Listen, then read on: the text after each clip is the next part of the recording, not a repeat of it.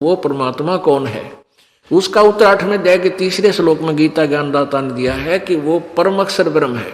परम अक्षर ब्रह्म, ब्रह्म कहो पुरुष कहो।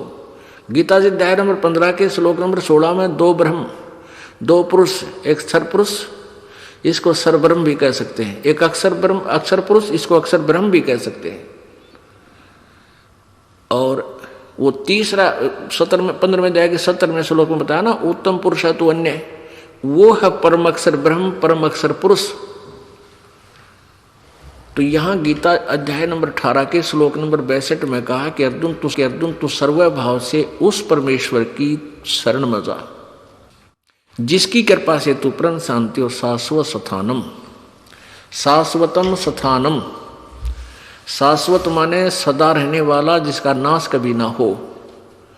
स्थान कहो, धाम कहो, लोक कहो, देश कहो, तो हम उसे सतलोक कहते हैं, उसको शाश्वत स्थान भी कह सकते हैं, शाश्वत परमधाम, सनातन परमधाम भी कहते हैं। तो इसलिए कहा कि तू उस परमेश्वर की शरण में जा, भजन करो उस रब दा जो दाता है कुल सब का, उस रब का, उस राम का, उस अल्लाह का, उस गॉड का जो सबसे न्यारा है। उसकी भक्ति करने के लिए संकेत दिया गया है कि राम नाम रटते रहो। अब यहां जो राम नाम के लिए संकेत प्रभु दे रहे हैं, ईव समझ में होगा आपको, आपका नहीं तो हम इनकम्प्लीट नॉलेज होते हैं। नीम हकीम गुरुओं के चक्कर में पड़ के अभी तक हमारी बुद्धि यही भ्रम रही थी कि राम नाम, देखो कबीर जी भी तो कहते हैं राम का नाम जपो, वो भी तो इस दशरथ पुत्र को ही की ओर संकेत कर रहे हैं। ये अल्पज्जता थी, ये लोक वेद था। अब हमें पता चला वो किस राम की तरफ संकेत कर रहे हैं। हमारे सभी संत ग्रंथ भी किसी और ही राम की तरफ, और उसके बारे में वो सदग्रंथ स्वयं नहीं जानते। परमेश्वर खुद कहते हैं वेद हमारा भेद है, कबीर जी कह रहे हैं, और मैं ना वेदन के माही, और जौन वेद से मैं मिलूं ये वेद जानते नहीं। यजुर्वेद अध्याय नंबर 40 के श्लोक नंबर 10 से लेकर 13 तक 2 बार संकेत किया है, स्पष्ट किया है कि परमात्मा के बारे में कोई तो उत्पन्न होने वाला कहता है, कोई न उत्पन्न होने वाला कहता है, यानी कोई साकार बताता है, कोई कहता माँ से जन्म लेता है जैसे राम श्री कृष्ण आदि आए, कोई कहता है वो जन्म नहीं लेता है। कहते हैं ये यथार्थ ज्ञान भी कोई तत्वदर्शी संत बताएंगे, उनसे सुनो। यानी वेदों में क्लियर नहीं है कंसेप्ट, वो तत्वदर्शी संतों की तरफ ही संकेत किया है कि उनसे सुनो।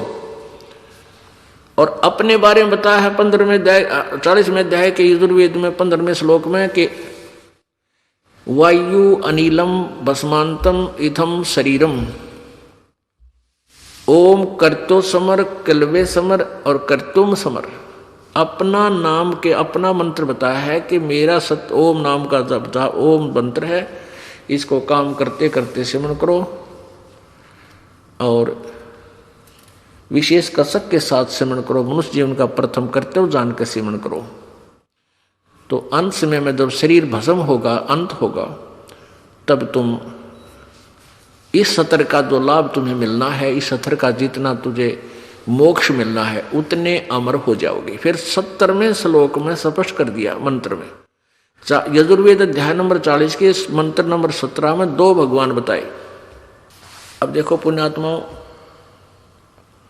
कहते हैं चोर चुरावे तूंबड़ी और वो गड्ढे पानी में, और वो गड्ढे हुआ ऊपर आवे न सच्चाई छानी ना।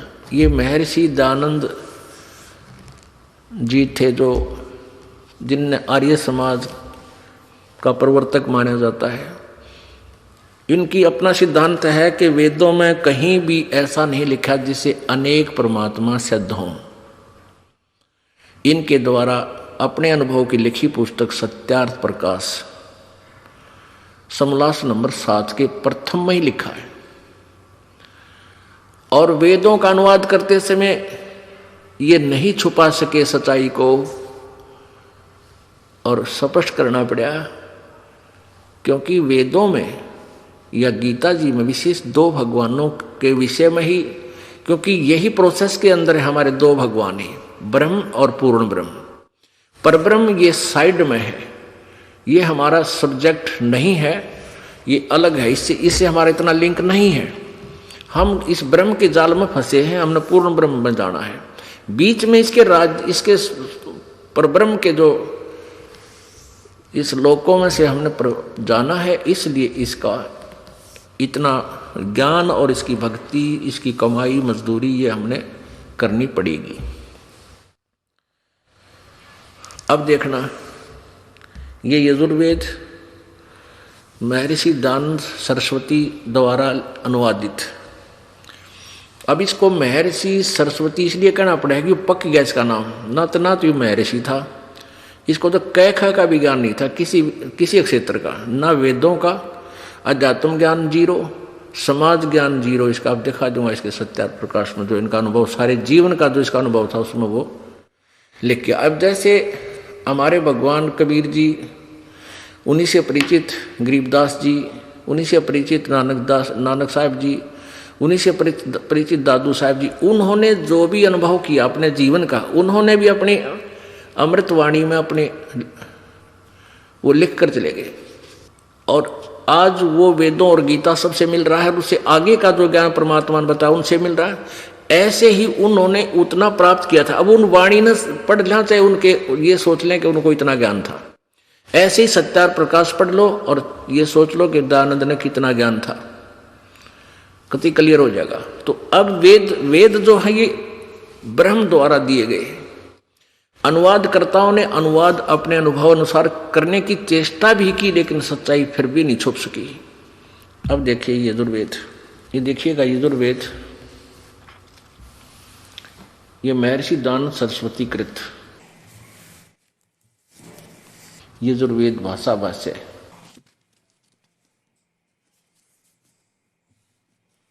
ये है प्रकाशक सार्वदेशिक कार्य प्रतिनिधि सभा 2/5 महर्षि दयानंद भवन, रामलीला मैदान, नई दिल्ली।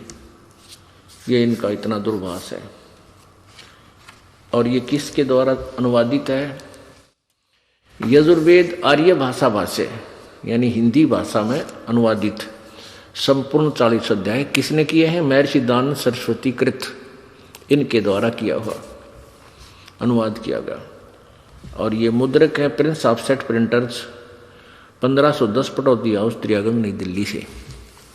अब इसके लास्ट में है ये 40वां अध्याय, अंतिम अध्याय है ये देखिएगा। पहले तो आपको ये क्लियर करते हैं कि ये है ये जो 44वां अध्याय, 44वां माने 40वां, और इसमें ये 10वां श्लोक है इसका, ये 10वां मंत्र। इसमें क्या लिखा है? क्योंकि ये अनुवाद नहीं कर पाए, इनको ज्ञान नहीं था, केवल संस्कृत अवश्य जानते थे महर्षि दयानंद जी, इनको अध्यात्म ज्ञान बिल्कुल नहीं था। फिर भी जो का तुम जैसा भी अड़ंगा अनुवाद किया, फिर भी सच्चाई ऊपर रही। देखिएगा, हे मनुष्यो, ये है 40वें अध्याय का 10वां मंत्र है। हे मनुष्यो, जैसे हम लोग मेधावी विद्वानों, धीराणाम माने तत्वदर्शी संत, धीर माने जिनका ज्ञान टिकाऊ हो, उसमें कोई डगमग ना कर सके, धीराणाम यानी मेधावी विद्वानों से अर्थात तत्वदर्शी संतों से जो वचन सुनते हैं, इससे सिद्ध हो गया कि वेद ज्ञान दाता किसी अन्य विद्वानों की तरफ यानी और तत्वदर्शी संतों की तरफ संकेत कर रहा है।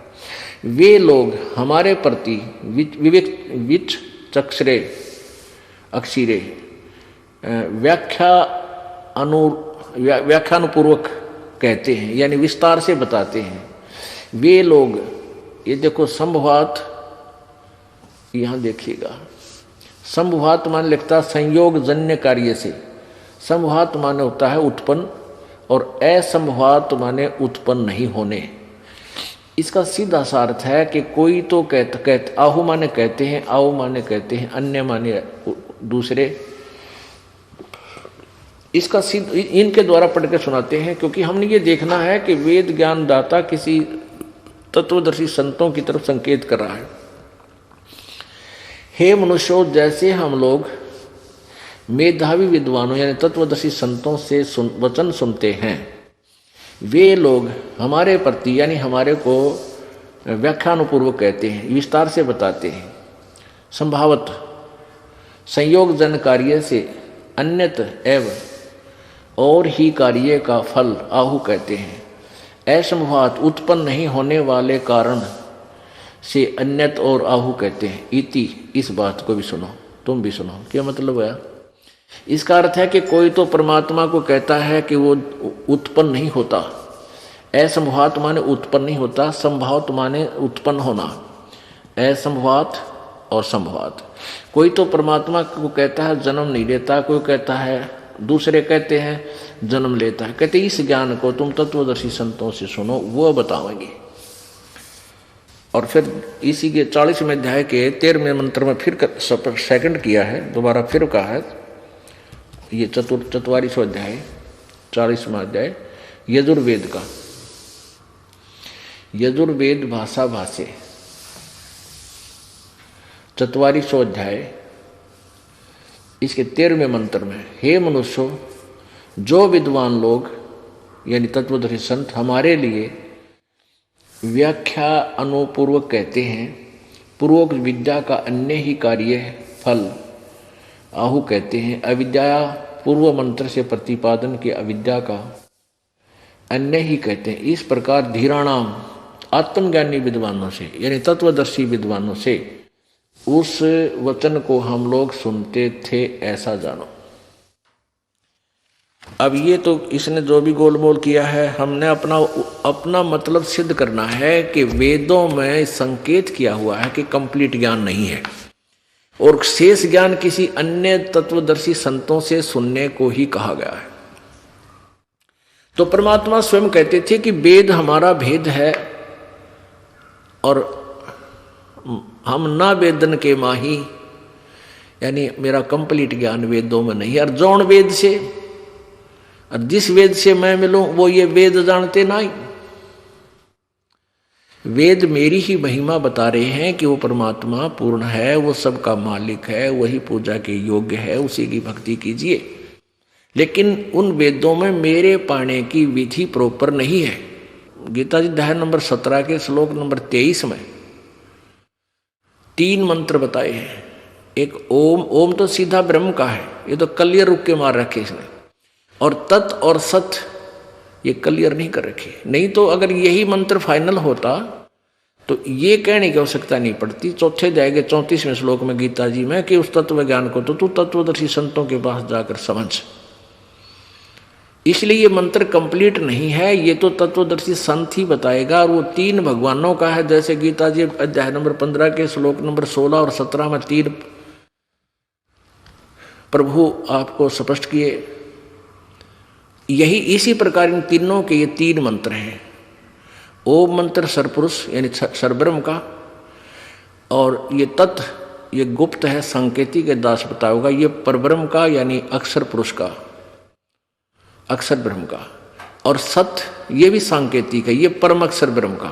तो ये तीनों के 3 मंत्र हैं, ये गुप्त हैं। इसलिए परमात्मा कहता है वेद हमारा भेद है, पर मैं ना वेदन के माही, और जौन वेद से मैं मिलूँ वेद जानते नहीं। जिस मंत्र से, जिस ज्ञान से मेरी प्राप्ति हो, इन वेदों में उसका स्पष्टीकरण नहीं है। अब देखो ये वही 44वां अध्याय चल रहा है, इसमें 2 भगवान न्यारे न्यारे बताए हैं, क्योंकि ये परिभाषा प्रभु की आपको बताई जा रही है। 44वां अध्याय यानी 40वां अध्याय यजुर्वेद, ये महर्षि दानंद द्वारा ही इसका अनुवाद है। ये 15वें श्लोक में मंत्र में क्या लिखा है 40वें अध्याय के? वायु अनिलम अमृतम इथम इदम अथ इदम भस्मांतम शरीरम ओम कर्तो समर किलवे समर और कर्तुम समर ओम नाम का जाप काम करते करते सिमरण करो, विशेष कसक के साथ सिमरण करो, मूल्य कर्तव्य जानकर अपना कर्तव्य समझकर मनुष्य जीवन का, कि मनुष्य जीवन में केवल भगवान भक्ति ही उद्देश्य मूल है, इसलिए इसका सिमरण अवश्य करो। अब स्वामी जी का अनुवाद देखियो, तेरा गजब भैया। हे कर्म करने वाले जीव, तू शरीर छूटते समय ओम। अब देखियो, पुणात्मा बालक नहीं हो, मानव समाज बहुत विद्वान हो चुका है, कंप्यूटर तो ही बना लिए, लेकिन आध्यात्मिक ज्ञान की तरफ डाइवर्ट हुआ नहीं है माइंड।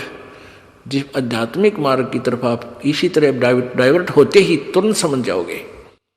बहुत और इसकी आवश्यकता है, ये कंप्यूटर तो यहीं रह जाएंगे या भक्ति साथ चलेगी। यहाँ देखो स्वामी जी अनुवाद कर रहे हैं 40वें अध्याय यजुर्वेद के 40वें अध्याय के 15वें मंत्र का।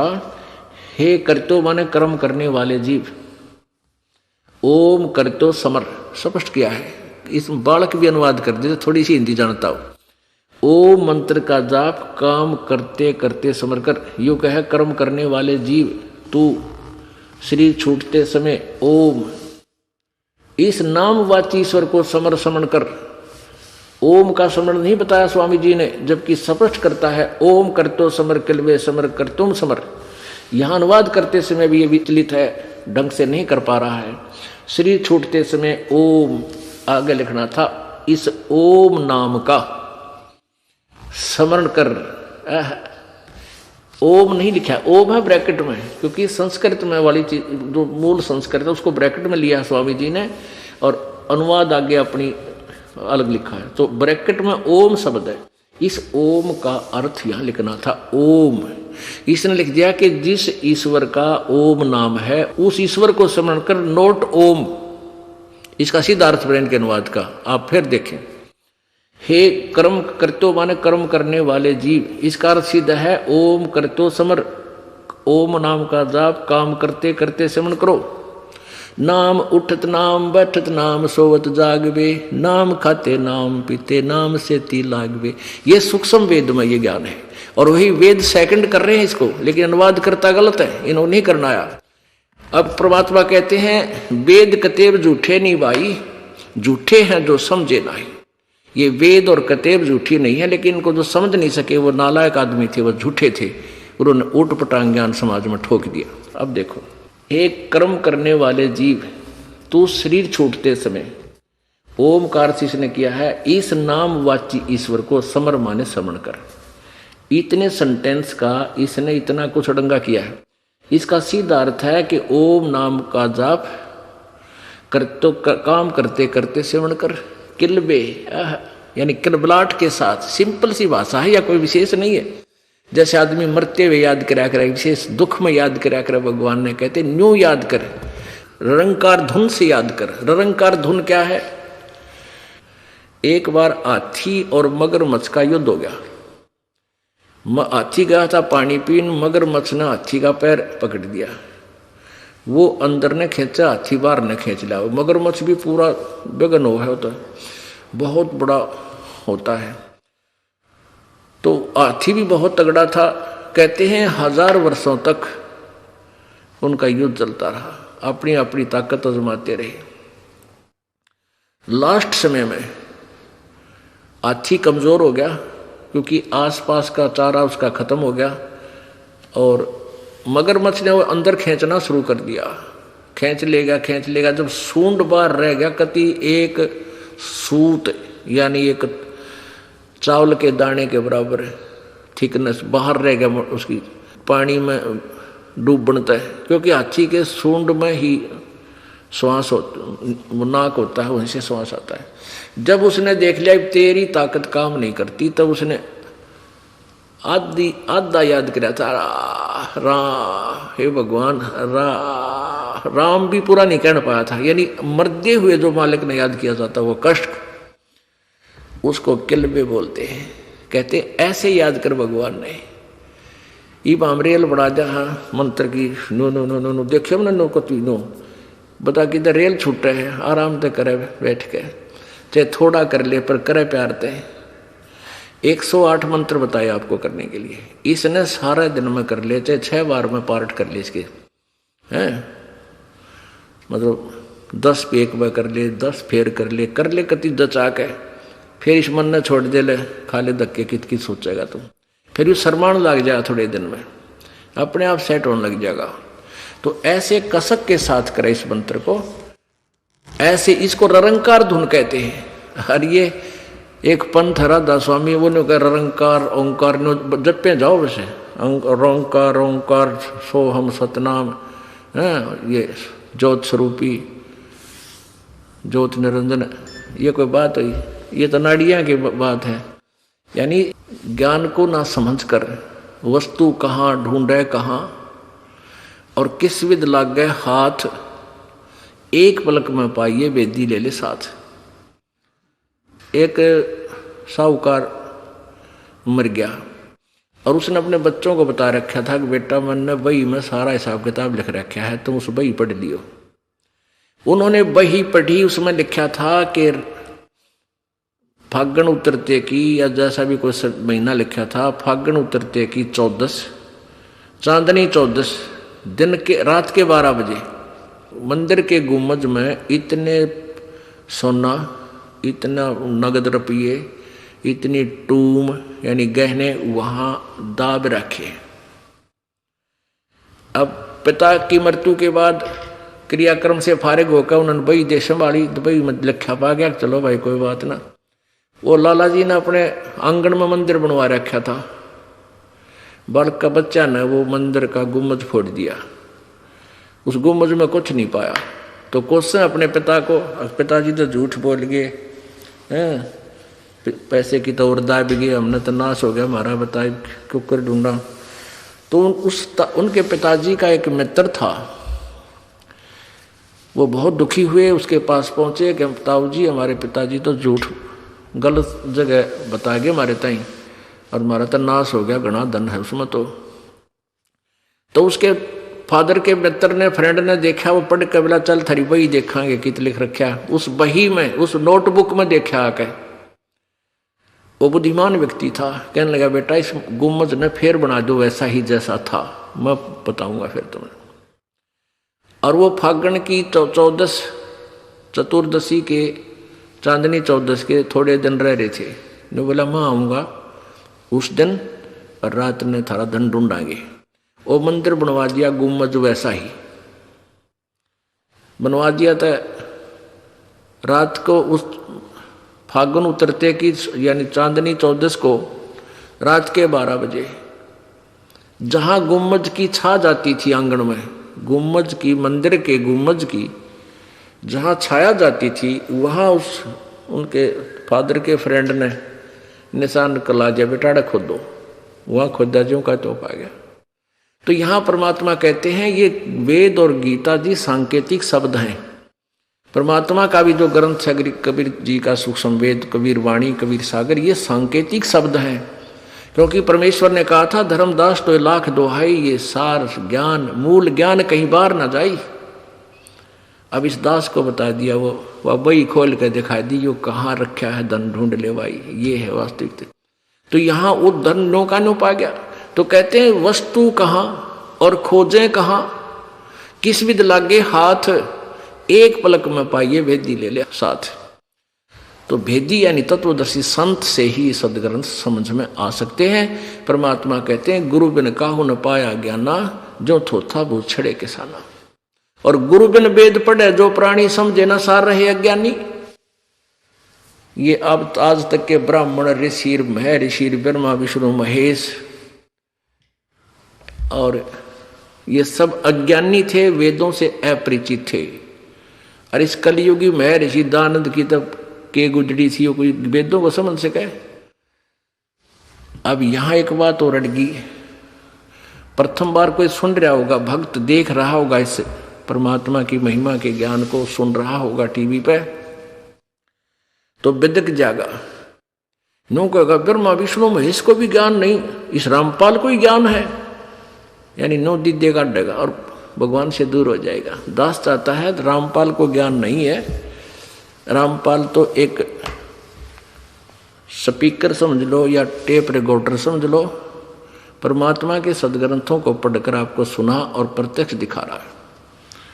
ज्ञान तो भगवान का है, उसी ने हमें दिया था। हम गुम्मज फोड़ दिया हमने, वो यथा स्थान नहीं खोजा। और गुम्मज में कि मैं पाया को नहीं, क्योंकि वहाँ था ही नहीं। वो सांकेतिक शब्द हैं, ये तत्वदर्शी संत और तत्व ज्ञान में ही वो आपको मिल सकेगा और कहीं नहीं। अब इसके लिए थोड़ा सा कंसेप्ट और क्लियर करना पड़ेगा कि ना तो ब्रह्मा विष्णु महेश को ज्ञान था, ना दुर्गा को पूर्ण ज्ञान था, और न ही सतयुग के ब्राह्मणों को या ऋषियों को ज्ञान था। तो आज वाले ब्राह्मण ऋषि कहाँ से ज्ञान लाओगे? ना वो वेद समझ सके। परमात्मा की एक वाणी को क्लियर करने के लिए कि गुरु बिन का वेद पढ़े जो प्राणी समझे ना सार रहे अज्ञानी, ये सार नहीं समझ सके भगवान इन वेदों का। अनुवाद तक कोई कर दे उठपटंग, संस्कृत का अर्थ कुछ भी कर सकते हैं जिसको थोड़ी बहुत आती है, लेकिन भावार्थ महत्व रखता है। ये देखिएगा, श्रीमद् भागवत यानी दुर्गा पुराण, गीता प्रेस गोरखपुर से प्रकाशित है। ये दुर्गा है, राक्षसों को मार रही है। ये इसी की महिमा है इसमें। ये दुर्गा पुराण कहो चाहे देवी पुराण कहो। ये किसके संपादक कौन है? हनुमान प्रसाद पोदार चिमनलाल गोस्वामी, गीता प्रेस गोरखपुर से प्रकाशित है। प्रकाशक एवं मुद्रक हैं गीता प्रेस गोरखपुर, गोविंद भवन कार्यालय कोलकाता का संस्थान। अब इसमें आपको 28 पृष्ठ पे दिखाते हैं। अब पुण्यात्माओं, हम रोटी रोज वही खाते हैं, और जिस दिन उन्हीं रोटी में सुबह खा ली, शाम में भूख नहीं लगी, तो आप अस्वस्थ हो चुके हो।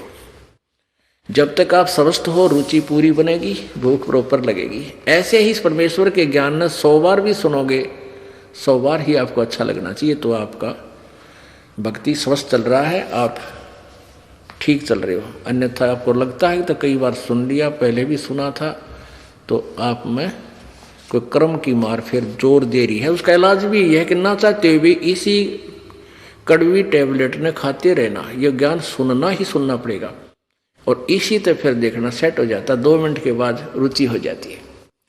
अब देखिएगा, ये पहला स्कंद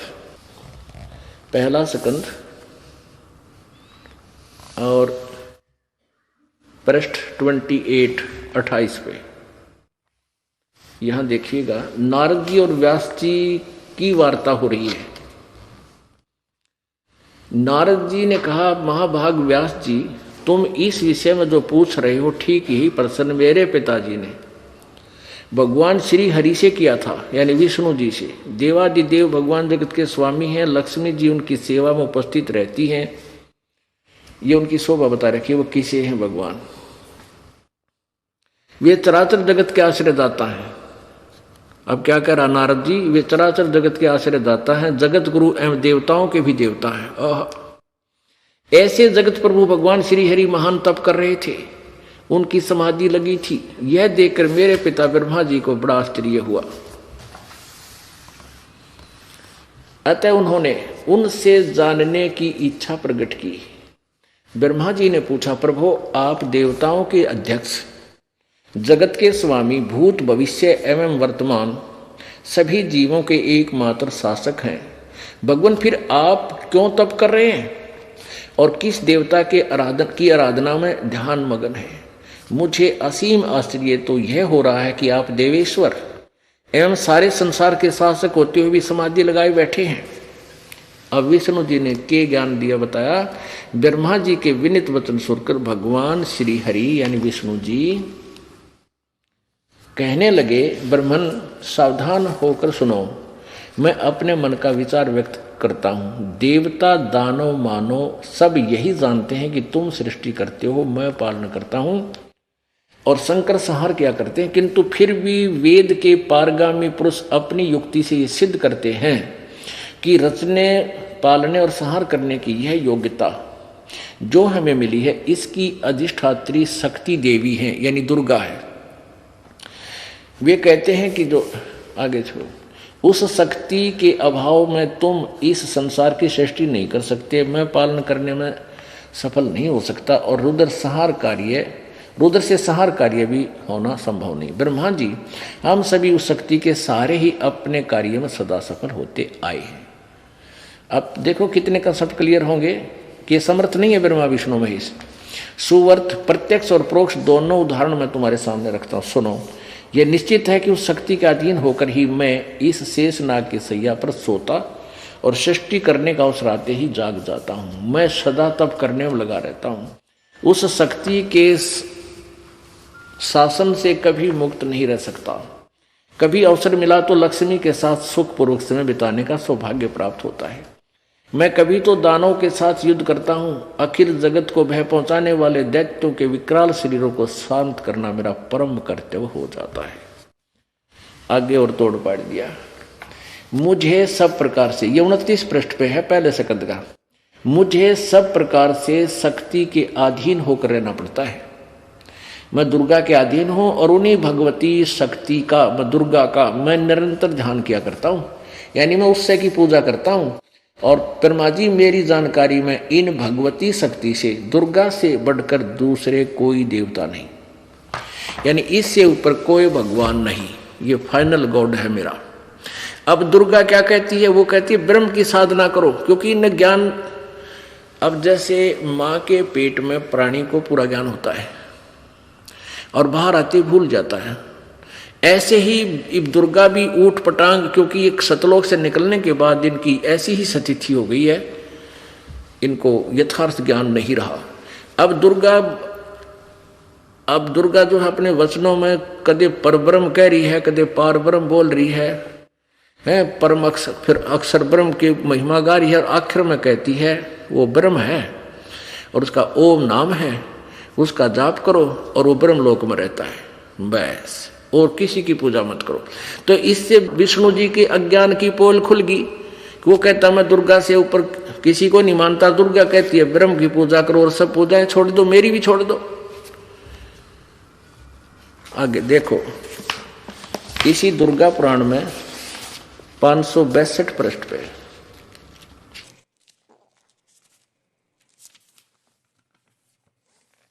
ये है 7वां स्कंद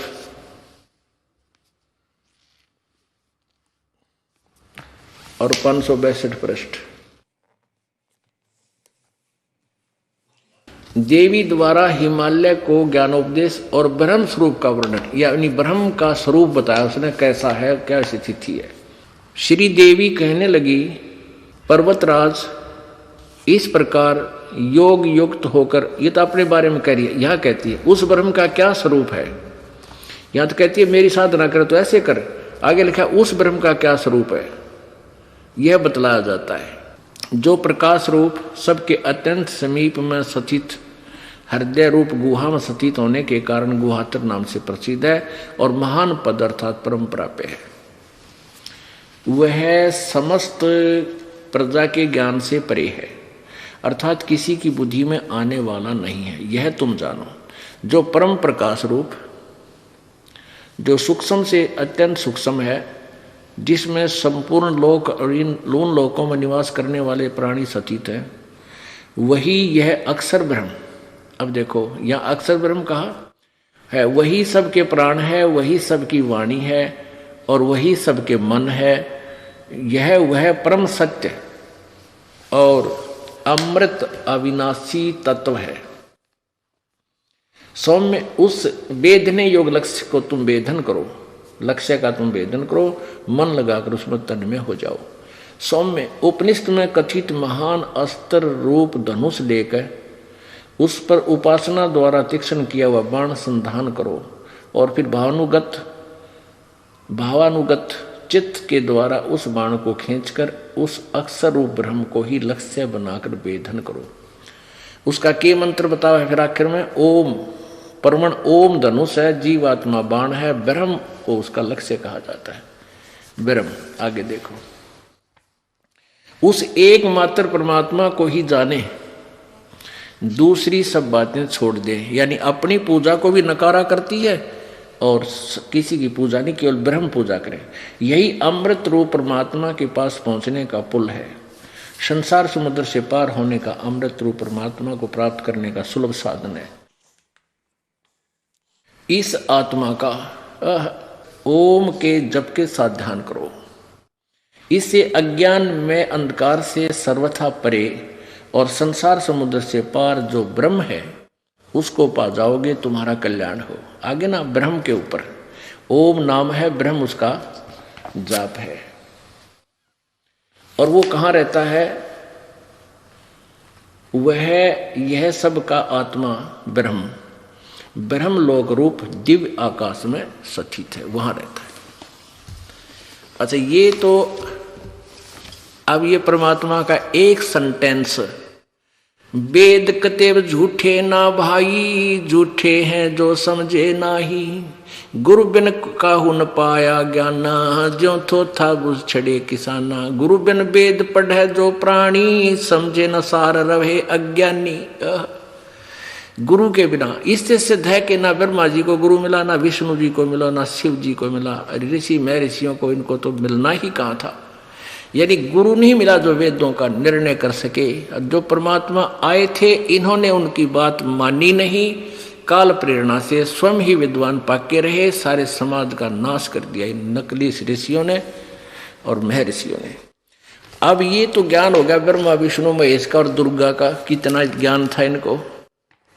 वेदों से ये परिचित नहीं थी दुर्गा, क्योंकि दुर्गा ब्रह्म तक की साधना बताती है। गीता जी अध्याय नंबर 8 के श्लोक नंबर 16 में लिखा है कि ब्रह्मलोक पर्यंत भी सभी पुनर्वर्ती में है, वहां भी गए हुए स्थायी स्थान नहीं प्राप्त कर सकते, वो अविनाशी नहीं हो सकते, उनका पूर्ण मोक्ष प्राप्त नहीं हो सकता, जन्म मृत्यु के रहट से ये नहीं निकल सकते।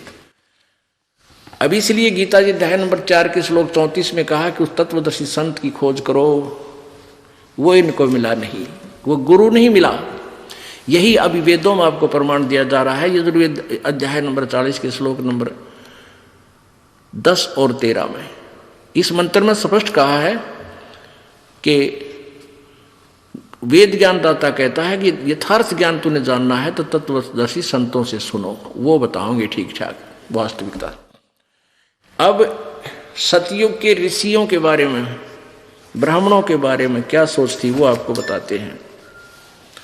414 पृष्ठ पे इसी देवी पुराण के ये देखिएगा, ये छठा स्कंद और पृष्ठ नंबर 414 पे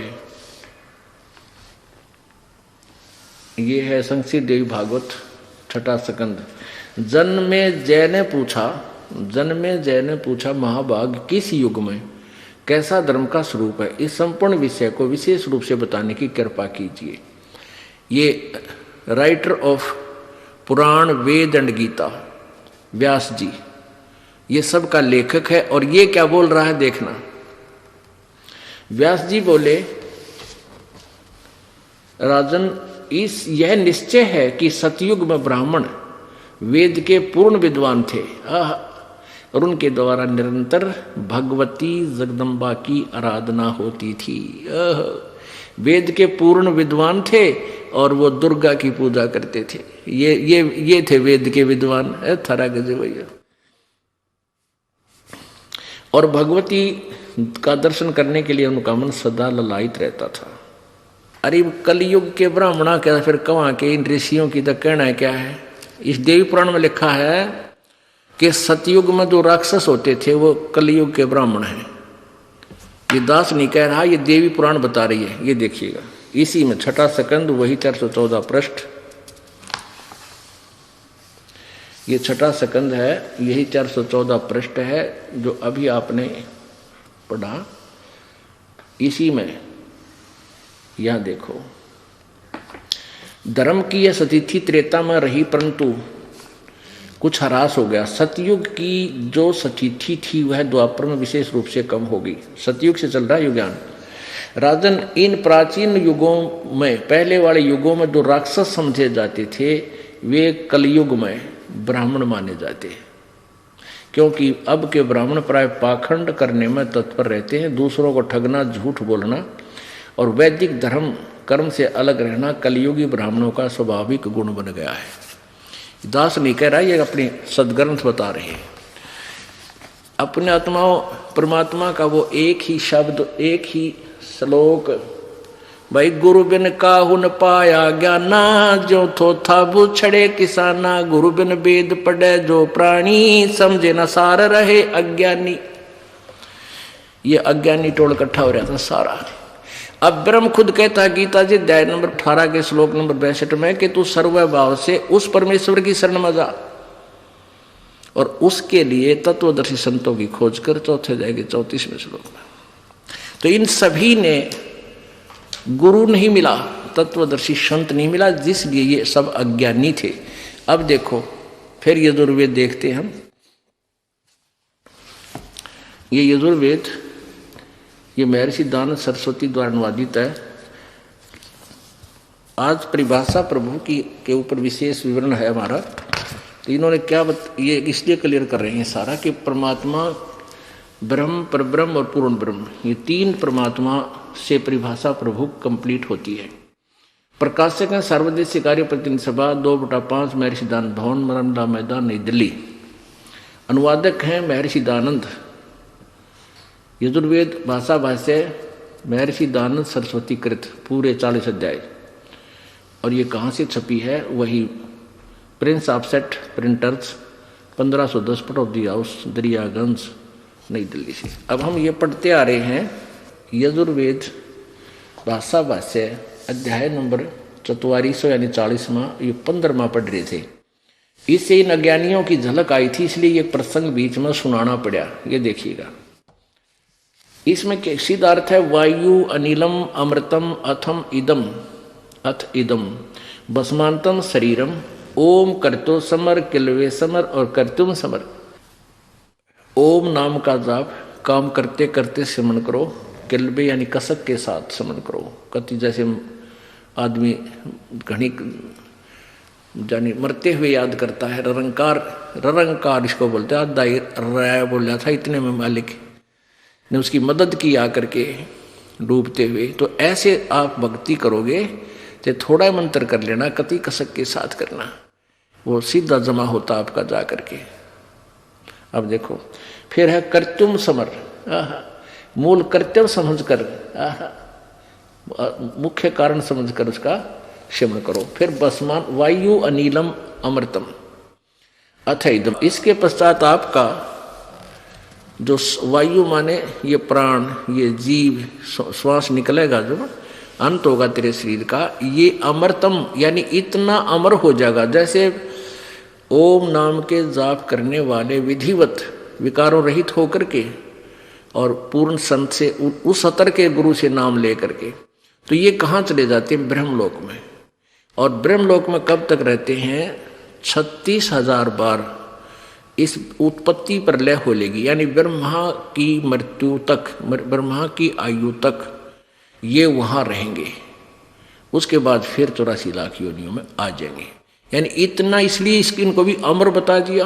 इतने वर्षों तक वहाँ रह भी जाएगा तो फिर भी मृत्यु, फिर भी जन्म मृत्यु। तो फिर आगे क्या बताया है? इसने क्या अनुवाद किया है? वेद ज्ञानहीन प्राणी ने, महर्षि दानंद ने, हे कर्म करतो का अर्थ है कर्म करने वाले जीव, तू शरीर छूटते समय ओम का नहीं, ये ओम ब्रैकेट में संस्कृत है, ओम इस नाम वाची ईश्वर को, जिस ईश्वर का ओम नाम है उस ईश्वर का स्मरण कर, नोट ओम का। किलबे माने अपने सामर्थ्य के लिए परमात्मा और अपने स्वरूप का, किलबे माने अर्थ किया इसने, स्मरण कर। कर्तम अपने किए का समरण कर। इस संस्कार का वायु धनज्यादि रूप वायु, अनिलम कारण रूप वायु को कारण रूप वायु, अविनाशी कारण को धारण करता। इसके अंतर यह है शरीर नष्ट होने वाला, सुखादि का आश्रय शरीर अंत में भस्म होने वाला होता है, ऐसा जानो। बता इसका कोई सिर पैर बना? इसका क्या निष्कर्ष निकाला? इतना बड़ा व्याख्या कर दी। आगे देखो 70वें मंत्र में 40वें अध्याय के में 2 परमात्मा सिद्ध किए। दास ये चाहता है कि हम परिभाषा प्रभु की अकॉर्डिंग टू द शास्त्र समझें और वही फाइनल है, बाकी दंत कथा कोई कुछ कहता रहो, उससे हमने कुछ लेना देना नहीं।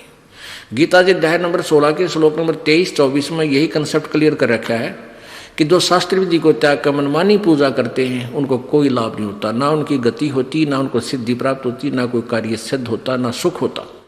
इसलिए अर्जुन तेरे लिए कर्तव्य और अकर्तव्य में, यानी कौन से कार्य करने हैं, कौन से त्यागने चाहिए भक्ति मार्ग में, उनके लिए शास्त्र ही प्रमाण है, नथिंग एल्स।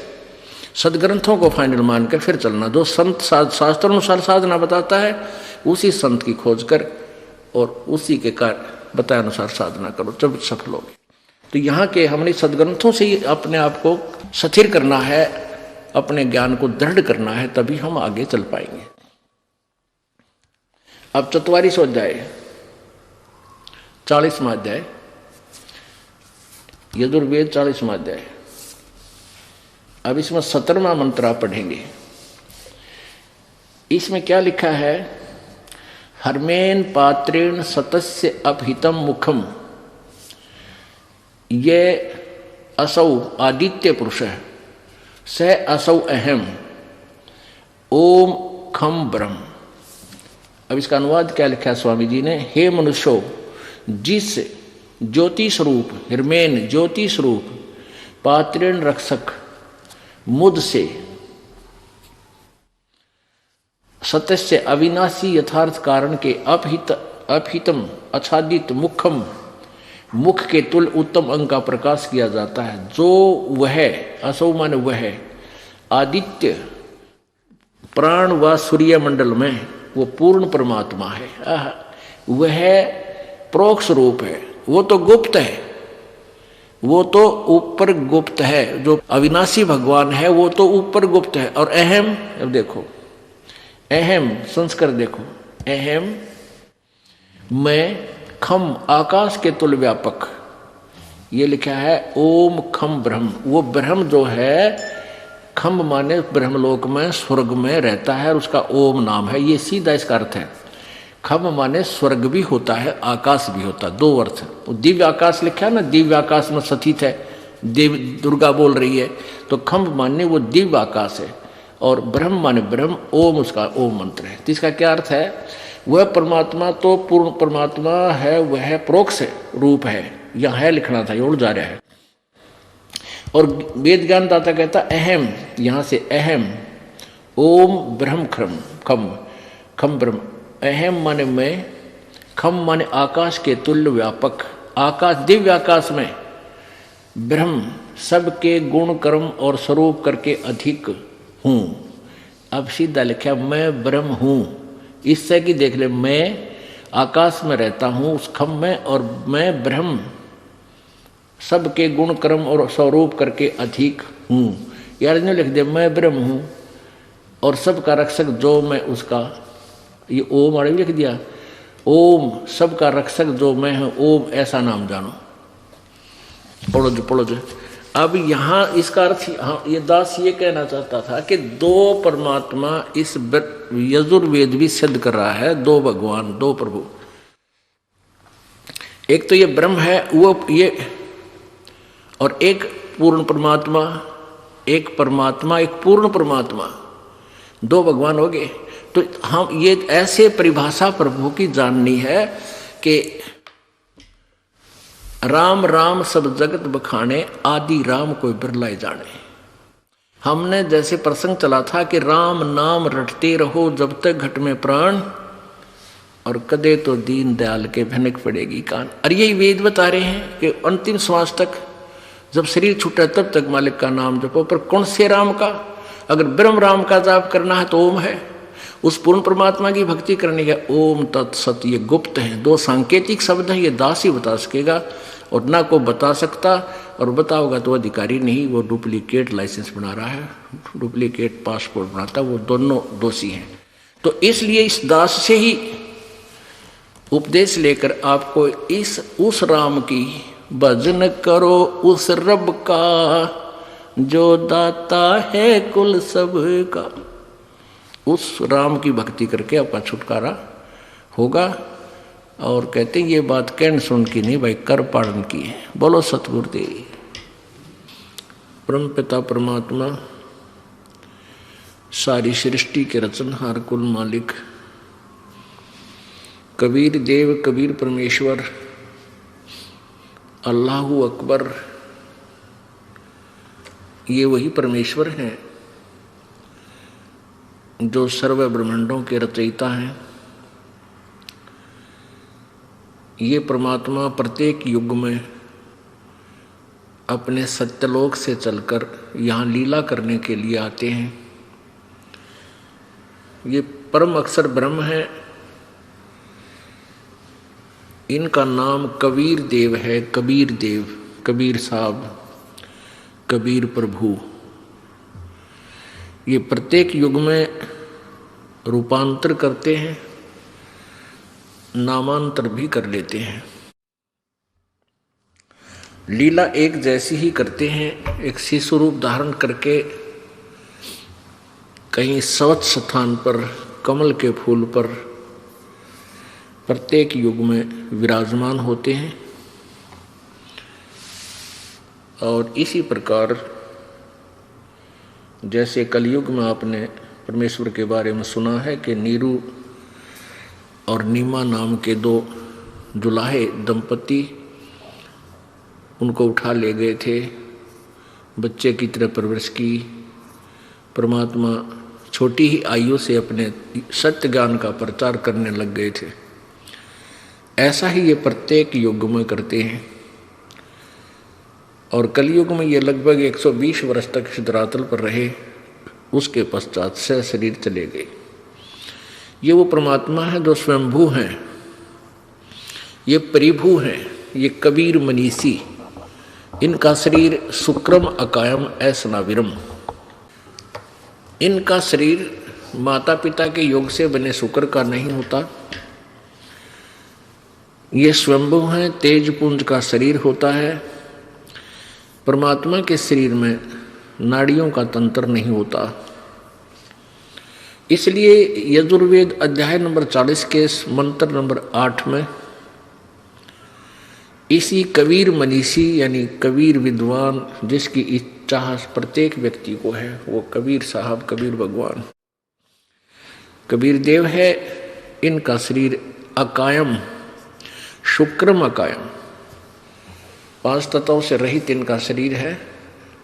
ऐसनाविरम है, नाड़ियां नहीं है इसके शरीर में परमात्मा के। वो परिभू है, सबसे पहले प्रगट। परिभू माने प्रथम प्रगट, और स्वयंभू माने स्वयं ही सर्वस्वा होते हैं। ये स्वयं ही प्रगट होते हैं, किसी मां से जन्म नहीं लेते। जैसे इस पृथ्वी पर आते हैं तो भी ये स्वयंभू होते हैं। सतलोक में, अमरलोक में, अलख लोक में, अगम लोक में, अनामी लोक में, कई लोक आदि में ये वही परमात्मा है जो स्वयंभू हैं, किसी मां से जन्म नहीं लेते। ये सब के पिता हैं। परमात्मा का पिता कोई नहीं होता। उस परमेश्वर ने आके हमें ज्ञान दिया है कि तुम जहां रह रहे हो ये लोक ठीक नहीं, आप इस लोक के रहने वाले नहीं हो। आप तो यहां सजा काट रहे हो और आपने इस कैद को, इस जेल को अपना मूल ठिकाना मान लिया। और आप जी ने इतना ही मान लिया कि यहाँ ऐसे ही संतानों उत्पत्ति की जाती है, इनकी परवरिश करनी चाहिए और इनका शादी विवाह करके फिर हम अपने कर्तव्य से मुक्त हो जाते हैं। फिर हमारी मृत्यु हो या जीवन रहे, कोई हमें आगे की सोच चिंता नहीं। परमात्मा कहते हैं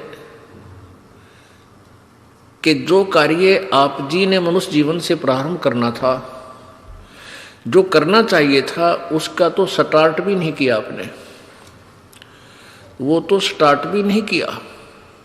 अब जैसे 2-4 बूढ़े इकट्ठे हो जाते थे, बुजुर्ग आपस में बतलाते थे, कोई दूर देश से आ जाता था, दूसरे गांव से, फिर वो कुशल मंगल पूछते थे एक दूसरे की।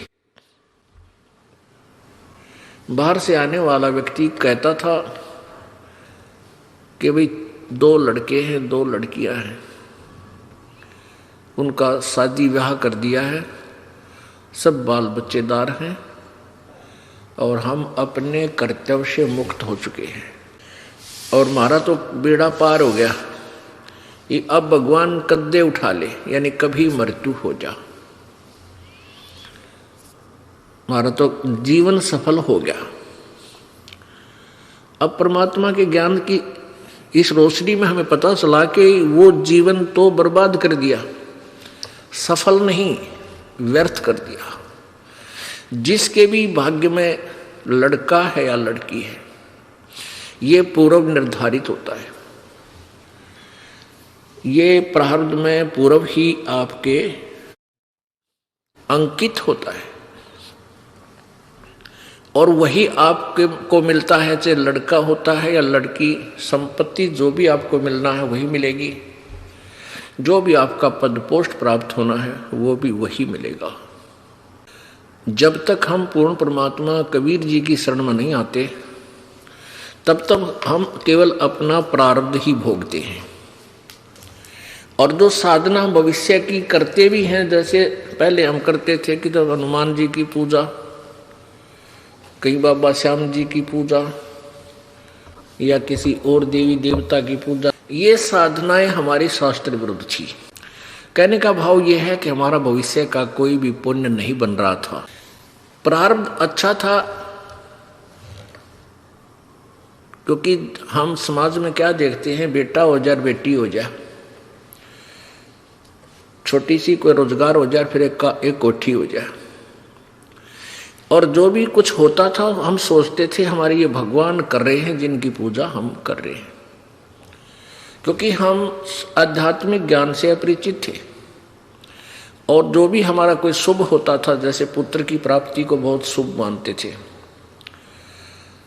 तो अपने भगवान श्री कृष्ण जी पर ही हमारी बुद्धि की निडर जाती थी, सुई जाती थी कि श्री कृष्ण भगवान विष्णु जी ने मौज कर दी, फिर हनुमान जी याद आ जाते, हनुमान जी ने मौज कर दी, फिर बाबा श्याम जी दिख जाता तो बाबा श्याम जी ने मौज कर दी, इन्होंने हमारे को पुत्र बख्श दिया। अब पता चला कि ये तो कोई भी परिवर्तन हमारे प्रारब्ध में कर ही नहीं सकते, वो तो कबीर परमात्मा परम अक्षर ब्रह्म पूर्ण ब्रह्म ही कर सकता है, और वो सतगुरु रूप में आता है तभी करता है, जो उनकी आज्ञा का पालन करते हुए सत्य भक्ति करता है। मासा घटे न तिल बधे, विधना लिखे जो लेख, और सच्चा सतगुरु मेट कर ऊपर मारे मेघ। आइए अब हम उन श्रद्धालुओं के अनुभव जानते हैं जो जगत गुरु तत्वदर्शी संत रामपाल जी महाराज जी से दीक्षा प्राप्त कर चुके हैं तथा उनके द्वारा बताए गए भक्ति मार्ग पर चल रहे हैं। सर नमस्कार। नमस्कार सर। सर क्या शुभ नाम है आपका? सर मेरा नाम रामनिवास ठाकुर है सर। सर कहाँ से आए हैं आप? सर मैं यहाँ एमपी का रहने वाला हूँ, गांव का नाम प्रतापपुरा है, तहसील खिड़कियाँ, जिला हरदा, एमपी से हूँ सर। संत रामपाल जी महाराज से नाम दीक्षा कब लिया आपने? सर मैंने 6 दिसंबर 2013 को संत रामपाल जी महाराज से नाम दीक्षा लिया। संत रामपाल जी महाराज से नाम दीक्षा लेने से पहले क्या भक्ति करते थे आप? सर मैं वो सभी भक्ति करता जो हमारे पूर्वज करते आ रहे हैं। हनुमान जी की भक्ति भी करता था, शिव भगवान की भक्ति भी करता था, नवरात्रि में दुर्गा जी की पूजा भी करता था। सर जब आप ये सब पूजाएं करते आ रहे थे तो फिर आप संत रामपाल जी महाराज की शरण में क्यों गए? जी सर, मुझे संत रामपाल जी महाराज की शरण में इसलिए आना पड़ा कि मुझे कमर में बहुत बड़ी प्रॉब्लम थी। मेरी कमर की डिस्क खसकी हुई थी सर।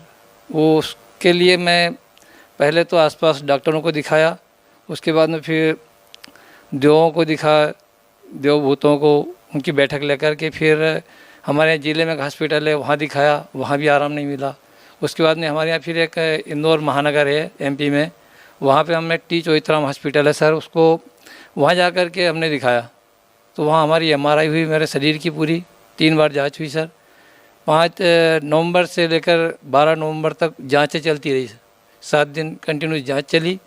जांच के बाद में उन्होंने ये बताया कि इनकी कमर की डिस्क खसकी हुई और इसका कोई इलाज नहीं है, ऑपरेशन करवाना पड़ेगा और वो भी आपको बॉम्बे जा कर के करवाना पड़ेगा, यहाँ इलाज। सर जैसा कि आपने बताया कि आपकी कमर में दर्द था, आपके कमर की जो डिस्क थी वो अपनी जगह से हिल गई थी, तो सर संत रामपाल जी महाराज से नाम दीक्षा लेने के बाद क्या आपकी जो वो समस्या थी क्या वो ठीक हो गई? जी सर, बिल्कुल। जो मुझे कमर की समस्या थी वो संत रामपाल जी महाराज की शरण में जाने के बाद में मुझे उसमें पूरा आराम मिला, क्योंकि संत रामपाल जी महाराज ने मुझे जो मंत्र दिए उन मंत्रों के पावर से मुझे पूरा पूरा आराम मिला है। और उस बीमारी का मेरे पास ये प्रमाण है, जो मुझे बीमारी थी उसके लिए मैंने कई डॉक्टरों को दिखाया। सर कहाँ है प्रमाण? सर ये है मेरे पास, ये प्रमाण है सर। ये यहाँ हमारे यहाँ इंदौर में टी चौधरी हॉस्पिटल है सर, उसमें मेरा इलाज चला था 5 तारीख से 12 तारीख तक गया, अपने 5 नवंबर से लेकर के 12 नवंबर तक 2013 में मेरा 7 दिन यहीं पर इलाज चला इसी हॉस्पिटल में। और इन्होंने मुझे बोल दिया था कि आपको बॉम्बे जाना है, बॉम्बे में आपका ऑपरेशन होगा। मैंने पूछा सर इसमें क्या खर्च लगेगा?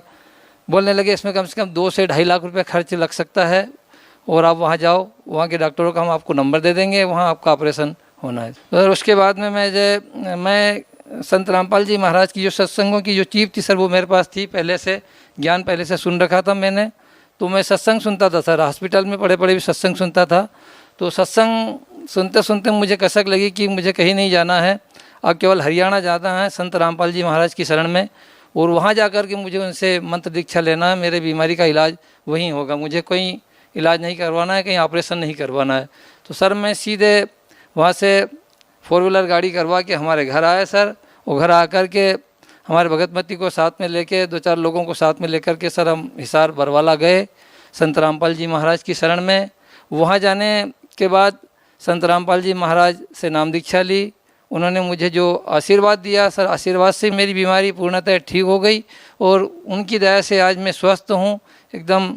जो मेरा काम है, मैं कृषक हूँ, किसानी करता हूँ, आज भी पहले जैसा काम कर रहा हूँ, मुझे किसी प्रकार की कोई दिक्कत नहीं है। हमारी माता राम को शुगर वाली समस्या थी, उनको शुगर बहुत ज़्यादा बढ़ जाती थी, तो संत रामपाल जी महाराज से उन्होंने भी नाम दीक्षा ले ली, वो भी भक्ति कर रहे हैं। उनकी शुगर आज पूरी व्यवस्थित है, कोई दिक्कत नहीं, शुगर न बढ़ती है न कम होती है।